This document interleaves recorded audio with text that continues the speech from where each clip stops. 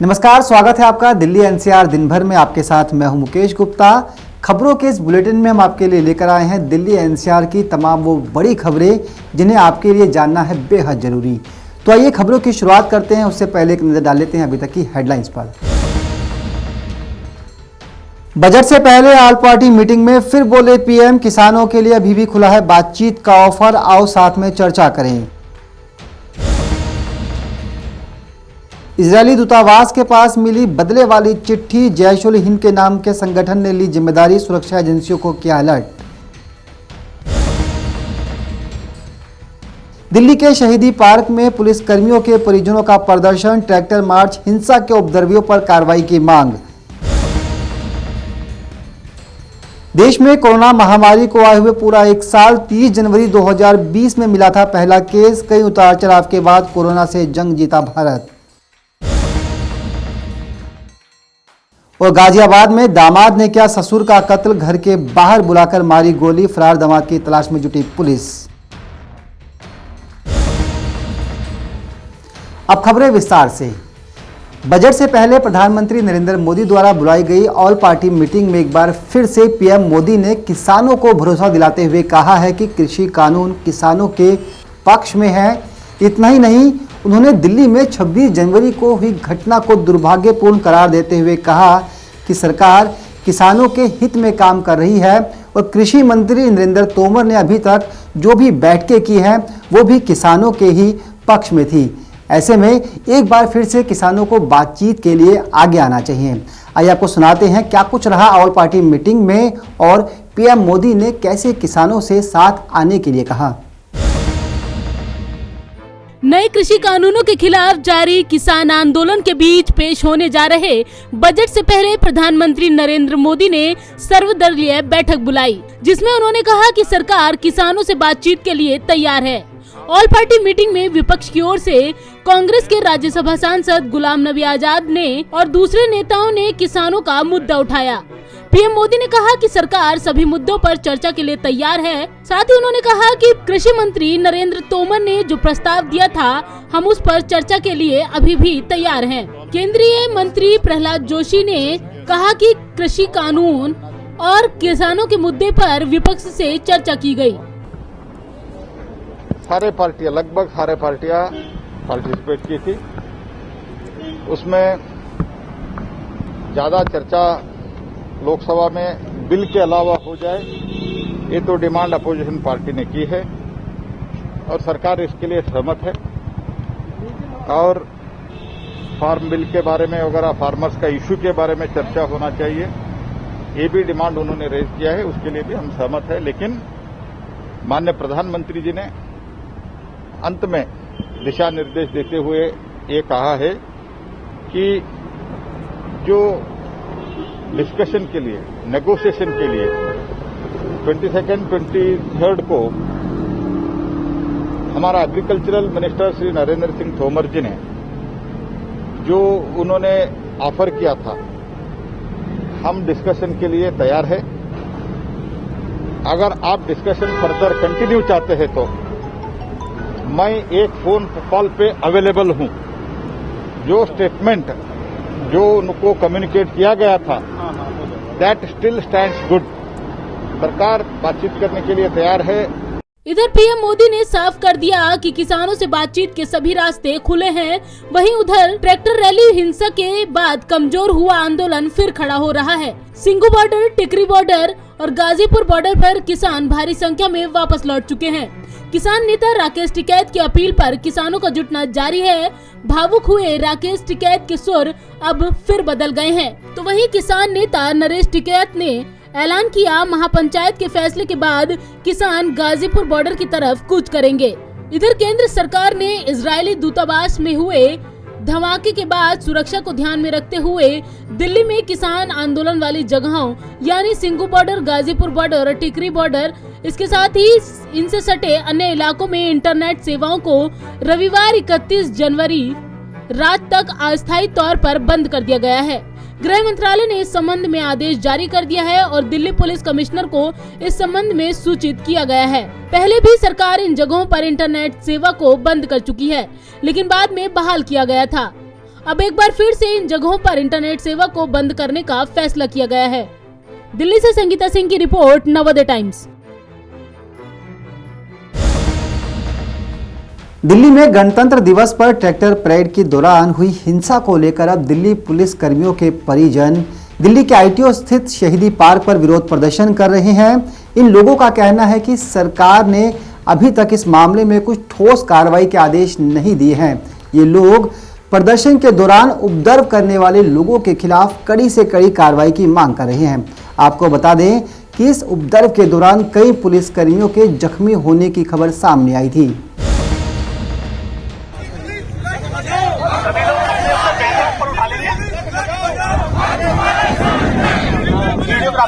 गणतंत्र दिवस के दिन ट्रैक्टर परेड में शामिल उपद्रवियों पर कार्रवाई की मांग को लेकर दिल्ली पुलिस के परिजन शहीदी पार्क में प्रोटेस्ट कर रहे हैं। इनकी मांग है कि हिंसा के आरोपियों पर अब तक कोई कार्रवाई नहीं हुई है और उनके खिलाफ एक्शन होना चाहिए। दिलचस्प बात यह है कि इस प्रोटेस्ट में दिल्ली पुलिस के कई कर्मचारी भी शामिल हैं। दिल्ली के शहीदी पार्क में घायल पुलिस वालों के परिजन कार्ड लेकर प्रोटेस्ट पर बैठे हुए हैं। यहाँ कुछ घायल पुलिस वाले भी मौजूद दिखे। इसके अलावा दिल्ली पुलिस की कुछ महिला कर्मचारी भी यहाँ पर मौजूद हैं। इन सब की मांग है कि 26 जनवरी को दिल्ली के अलग अलग हिस्सों में जो हिंसा हुई उसके आरोपियों के खिलाफ जल्द से जल्द सख्त कार्रवाई की जाए। क्या नाम है आपका? अभिषेक वर्मा। आपके फादर हैं पुलिस में? मेरे फादर पुलिस में हैं। क्या नाम है वो? सतीश वर्मा। और कहाँ तैनात है वो? ये अभी नॉर्थ में तैनात थे, जिनकी लाल किले पर ड्यूटी थी 26 जनवरी वाले दिन। किस पोस्ट पे है वो? सब इंस्पेक्टर हैं। अच्छा, तो लाल किले पे जो सारा घटनाक्रम हुआ वहाँ उनको चोट लगी? नहीं जी, वो किसी तरह बच गए। हाँ, तो उनके चोट नहीं लग पाई। अच्छा, बट उनके साथी लोग काफी लोग फंस गए थे, वो किसी तरह से निकल पाए, इसलिए वो बच पाए। अच्छा। जबकि उनके सारे साथी लोग जो खड्डे में से कूदे हैं, जो ग्रिलों में फंसे हैं, वो भी उन्हीं के ही साथ थे। जी जी जी। बस किसी कारण वो बच गए। आप लोगों के भी फादर और पुलिस में सब? नहीं है। अच्छा, ना लेडीज का कुछ देखा गया कि लेडीज हैं उनको भी छोड़ दिया जाए। काफी लेडीज फेस्टिवल हमारी कंट्री की डिसरिस्पेक्ट हुई, जो उन्होंने फ्लैग हटा के जो गलती करी है, पाकिस्तान का झंडा लगा। अच्छा अच्छा। पुलिस वालों के पीछे ये ट्रैक्टर भगा के क्या साबित करना चाहते थे कि पुलिस वाले थोड़ी नियत थोड़ी ना थे, उनके पास वज्र वाहन, अरे राइट कंट्रोल व्हीकल सब नहीं था क्या? अगर वो चाहते तो उनके पीछे उनके 10 ट्रैक्टर एक पुलिस में आने के बाद आपका सेल्फ डिफेंस और ह्यूमन राइट्स दोनों खत्म हो जाते हैं, पुलिस के लिए कुछ नहीं है। अच्छा अच्छा अच्छा। पुलिस चाहती तो उनका एक वज्र वाहन 10 ट्रैक्टर के बराबर हो सकता था। तो आपको क्या कारण लगता है फिर ये कमी कहाँ रही, क्या दिक्कत हुई? ये नहीं रही कमी, ये इसे कहते हैं टॉलरेंस लेवल। एक पुलिस की ट्रेनिंग में टॉलरेंस के अलावा कुछ नहीं सिखाया जाता, पुलिस को टॉलरेंट बनाया जाता है और वो उस चीज का पूरा एक फायदा उठाया, चीज का फायदा उठाने में कोई कमी नहीं छोड़ी गई। तो आपको लगता है कि ऑर्डर्स देने चाहिए थे उस दिन, ताकि कम से कम अपनी ऑर्डर अगर दिए जाते तो कंडीशन कुछ और होती। ट्रैक्टर परेड के दौरान हुई हिंसा में दिल्ली पुलिस के करीब 400 कर्मचारी घायल हुए थे। हिंसा में घायल हुए पुलिसकर्मियों से केंद्रीय गृह मंत्री अमित शाह और दिल्ली के पुलिस कमिश्नर ने मुलाकात की थी। पूरी घटना को लेकर दिल्ली पुलिस एक्शन मोड में है और उपद्रवियों की पहचान के लिए आम जनता से भी वीडियो फुटेज मांगी गई है। नवोदय टाइम्स के लिए संगीता सिंह की रिपोर्ट, दिल्ली। कोरोना महामारी को फैले देश में 1 साल हो चुका और 1 साल के दौरान देश में किस तरह के उतार चढ़ाव सामने आए ये सभी ने देखा।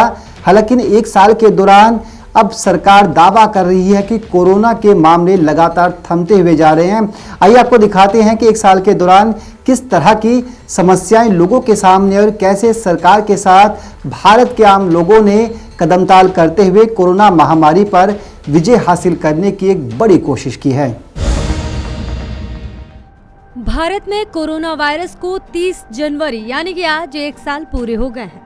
इन 1 सालों में कोरोना वायरस ने आम से लेकर खास लोगों तक की जिंदगी बदल दी, लेकिन कोरोना ने अगस्त से सितंबर के बीच सबसे ज्यादा सितम ढाया। हालांकि कोरोना की वैक्सीन आने के बीच संक्रमण का ग्राफ 7 माह के निचले स्तर पर है। जनवरी फरवरी में केरल में आया पहला मामला, 30 जनवरी 2020 को भारत में कोरोना वायरस का पहला मामला केरल में दर्ज हुआ था।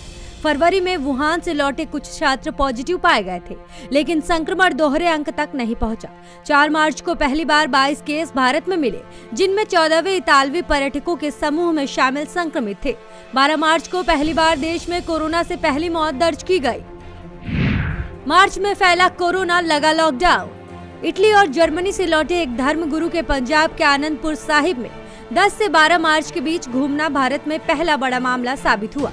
यहाँ 27 केस मिले और 20 गांवों के 40,000 लोगों को क्वारंटीन कर दिया गया। मार्च मध्य में ही दिल्ली में तबलीगी जमात का कार्यक्रम सबसे बड़ा सुपर स्प्रेडर इवेंट रहा। यूपी, बिहार, बंगाल जैसे राज्यों में संक्रमण तेजी से बढ़ा और फिर स्थिति को गंभीर होता देख देश में 25 मार्च से लॉकडाउन लगा दिया गया। 31 मार्च तक 47 मौतों और 1403 लोग संक्रमित हो चुके थे। अप्रैल में 23 गुना बढ़ी मरीजों की तादाद। तबलीगी जमात के जरिए देश भर में 4000 से ज्यादा केस मिले। ये मार्च के मुकाबले अप्रैल में मरीजों की तादाद 23 गुना बढ़ गई। 30 अप्रैल तक आते आते देश में कोरोना से मौतों का आंकड़ा 1000 तक पहुंच गया। मई में 100 से ज्यादा मौतें, 1 लाख केस। लॉकडाउन के बावजूद मई में कोरोना बढ़ता चला गया। रोज औसतन 6 से 7 हजार मरीज मिलने लगे। 5 मई को पहली बार 100 से ज्यादा 194 मरीजों की मौत हुई। कोरोना के पहले मामलों के 110 दिन बाद यानी कि 19 मई को मरीजों की संख्या 1 लाख को पार कर गई। 31 मई को माह के सर्वाधिक 8,380 मामले मिले। 31 मई को जब देश में लॉकडाउन खत्म कर अनलॉक 1.0 का ऐलान हुआ। अनलॉक के साथ जून में बढ़ा कोरोना का ग्राफ।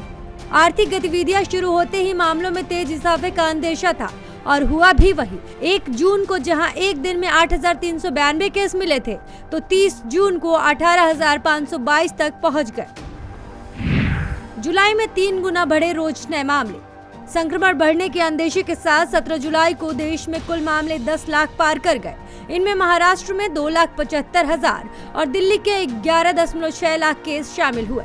जुलाई के पहले दिन 18,653 नए केस के साथ 30 जुलाई को एक करीब 3 गुना बढ़कर 52,123 तक पहुंच गए। 23 जुलाई को पहली बार देश में 11,029 मौतें कोरोना से सामने आई। अगस्त में 20 लाख केस, 50% मौतें। अगस्त में भारत में कोरोना के 19,87,705 केस मिले और 28,859 मौतें हुई। मौतों का ये आंकड़ा पिछले माह से 2 गुना था। अगस्त के पहले दिन 54,735 केस और 31 अगस्त को 78,761 केस दर्ज हुए।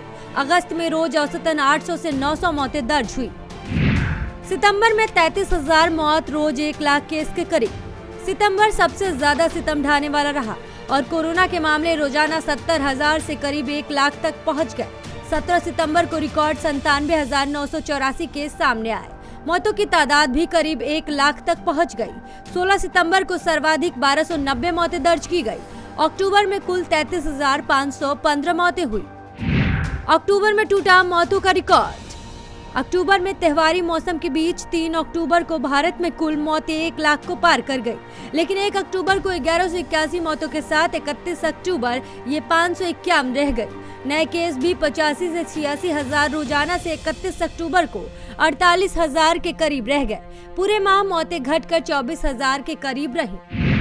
नवंबर में कोरोना का ग्राफ आया नीचे। 3 महीनों तक लगातार करीब 20 लाख मामलों के बाद नवंबर में थोड़ी राहत दिखी। रोजाना औसतन मामले 45 से घटकर 38,000 पर आ गए। मौतें भी रोजाना 400 से 450 तक आ गई। दिसंबर में कोरोना के मामले 1 करोड़ के पार। कोरोना के घटते ग्राफ के बीच 18 दिसंबर को भारत में कुल केस 1 करोड़ के पार हो गए। चौंकाने वाली बात सामने आई कि देश के महज 47 जिलों में ही करीब 50% केस थे। कुल मौतों में करीब 50% 24 जिलों में पाई गई। जनवरी 2021 में वैक्सीन की शुरुआत। कोरोना के केस जून जुलाई के स्तर तक गिरने के साथ भारत में कोरोना की वैक्सीन के आपातकालीन इस्तेमाल को मंजूरी दी गई। 16 जनवरी से देश में टीकाकरण शुरू हुआ। करीब 33 लाख लोग टीका ले चुके हैं। आज भारत में दुनिया के 10.46% केस है, जो एक वक्त 15% से ज्यादा हो गए थे। ब्यूरो रिपोर्ट, नवोदय टाइम्स, नई दिल्ली।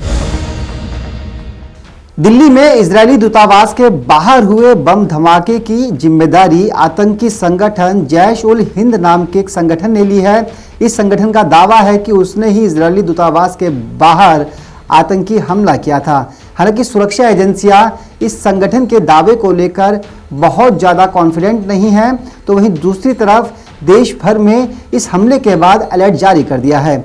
इतना ही नहीं, गृह मंत्री अमित शाह ने खुफिया एजेंसियों से इस मामले में दिल्ली पुलिस को हर संभव सहयोग करने को कहा है और जल्द से जल्द आरोपियों को हिरासत में लेने को भी कहा गया है।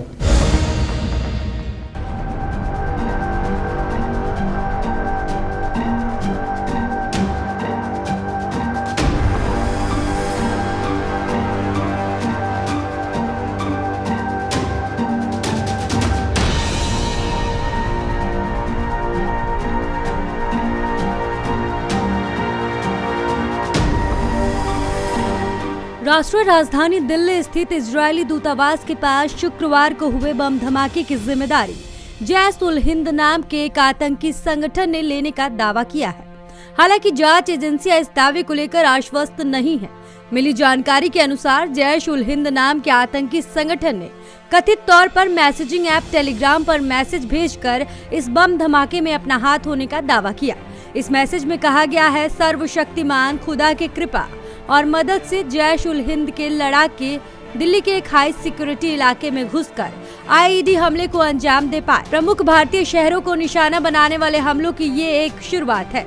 यह भारतीय सरकार द्वारा किए गए अत्याचारों का बदला लेगा। वहीं दिल्ली में इजरायली दूतावास के पास हुए मामूली आईईडी विस्फोट के बाद धमाके के लिए इस्तेमाल किए गए विस्फोटकों की 2 बार जांच की गई। सूत्रों ने कहा कि जांच में सामने आया है कि डिवाइस में high grade military explosive PETN पाई गई। अधिकारियों का मानना है कि अल-कायदा जैसे प्रशिक्षित समूहों के पास इस ग्रेड के विस्फोटक उपलब्ध होने की आशंका है।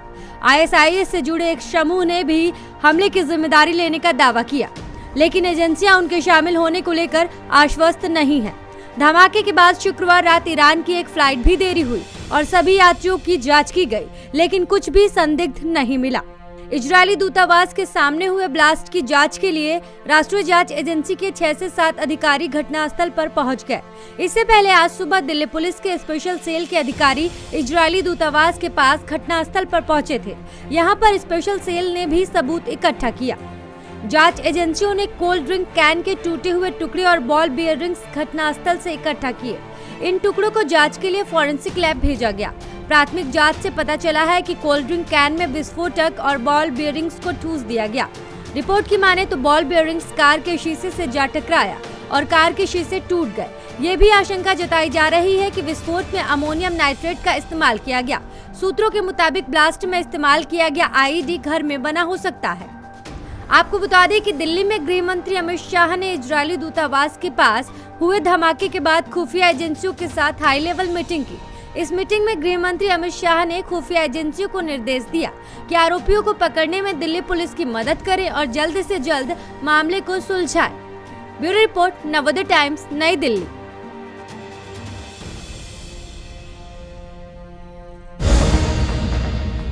गाजियाबाद इलाके में एक दामाद ने अपने ससुर की गोली मारकर हत्या कर दी। फिलहाल दामाद पुलिस की गिरफ्त से बाहर है। आइए आपको दिखाते हैं कि आखिर क्या वजह रही कि दामाद ने अपने ससुर पर गोली चला दी।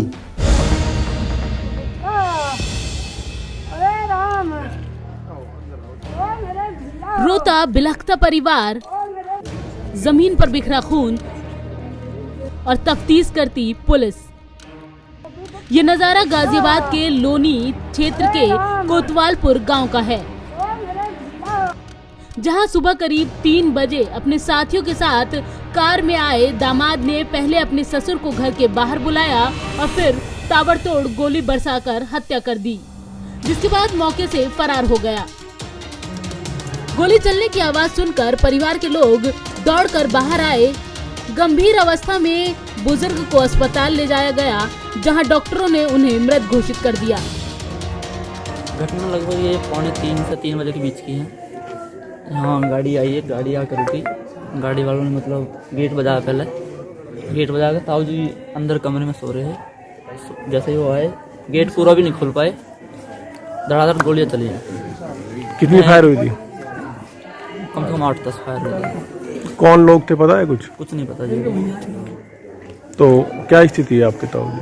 अभी आईसीयू में बता रहे हैं। अभी भाई से बात हुई थी बड़े वाले से, वो आईसीयू में बता रहे हैं। तो कितनी गोली मारी गई थी उनको? लगभग 8-10 गोलियां चली हैं। जो चलने की आवाज़ आई है, मैं तुरंत कमरे से निकल के आया हूँ कि एकदम जो जैसे आवाज़ आई गोलियों की, तो मैं तुरंत इधर से निकल के आया हूँ। आगे देखा तो ताऊ जी फिर यूँ पड़े थे, इधर से फिर भाई आए बड़े वाले, जब जाके देखे फिर उन्हें फिर नरेंद्र मोहन हॉस्पिटल ले गए। इलाके में हुई गोलीबारी की सूचना लोगों ने आनन फानन में पुलिस को दी। परिजनों ने भागते हुए दामाद को देखा था, जिसकी बिना पर मौके पर पहुंची पुलिस को परिवार ने शिकायत दी है। पुलिस ने परिजनों की तहरीर पर दामाद और उसके साथियों के खिलाफ मामला दर्ज कर लिया है।